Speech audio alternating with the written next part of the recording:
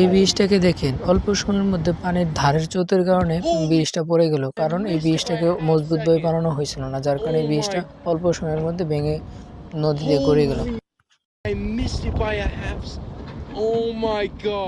দেখেন, সমুদ্রে যখন অতিমাত্রায় সুনামি হয় তখন সমুদ্রের অবস্থাটাই কি হয়, প্রত্যেকটা জাহাজ, প্রত্যেকটা বোট কি রকম অবস্থা হয়ে যায়, ভয়ঙ্কর অবস্থায় দাঁড়ায় এই ঘটনাটা। তাইওয়ানে যখন 7 মাত্রায় ভূমিকম্প হয় তখন তাইওয়ানের অবস্থাটা কি হয় দেখেন, এটা হলো ব্রিজের মধ্যে, ব্রিজটা খুব ভয়ঙ্কর জায়গায় আছে, যখন তখন ভেঙে পড়ে যেতে পারে।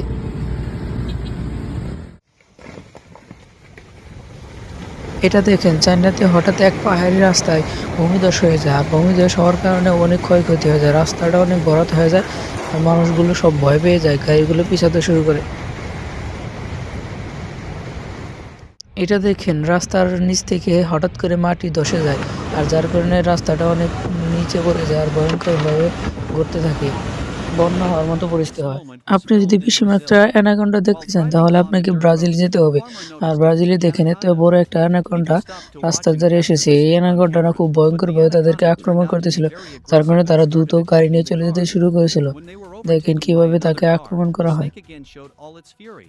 এটা বলতে হয়, এই ব্যক্তিটা অনেক সাহস আছে বটে, কারণ এই ব্যক্তিটা অনেক ভয়ঙ্কর একটা সাপ ধরে ফেললো অনেক সহজেই, কারণ এই ব্যক্তিটা হয়তো প্রশিক্ষণ নিছে আগে, আর আপনারা এটা করতে যায় না, কারণ এটা খুব ভয়ঙ্কর সাপ। দেখেন, তাকে পেঁচিয়ে ফেলেছে, কারণ এটা খুব মাত্রায় ভয়ঙ্কর।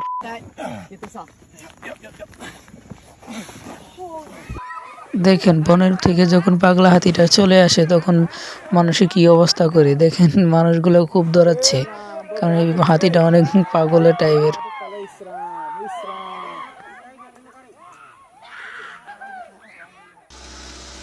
দেখেন, এই সাপটি এতই বড় যে তাকে বগা দিয়ে সরানো হচ্ছে, হয়তো এই সাপটি সরানোই যাচ্ছে না, কারণ মানুষ তো যাইতেই পারবে না তার সামনে।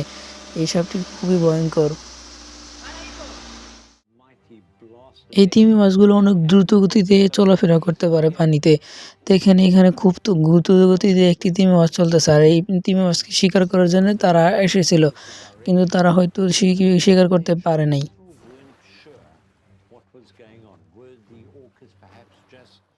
এইখানে দেখেন, মৃত্যু যখন সন্নিকটে আসে মানুষের অবস্থাটা কিরকম হয়, তাই এই ঘটনা দেখলে আপনি বুঝতে পারবেন।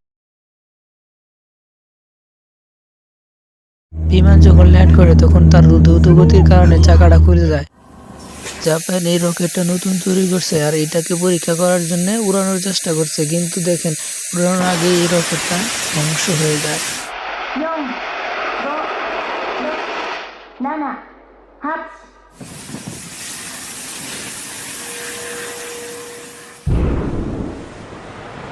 আপনি এত বড় যে জলোচ্ছ্বাসটা দেখছেন, এটা কোনো জলোচ্ছ্বাস নয়, এটা হলো 1998 সালে একটা পারমাণবিক বোমা পরীক্ষা করার জন্য এটা করা হয়েছে, সমুদ্রেতে পরীক্ষা করার জন্য বোমা ফেলানো হচ্ছে, যা তার এটার নমুনা। দেখেন কত বড় ভয়ঙ্কর হয়ে ওঠে এটা। সমুদ্রের ঝড়গুলো খুবই ভয়ঙ্কর হয়, দেখেন এইখানে দেখেন সমুদ্রের ঝড়টা কি ভয়ঙ্কর হয়ে আকার ধারণ করছে।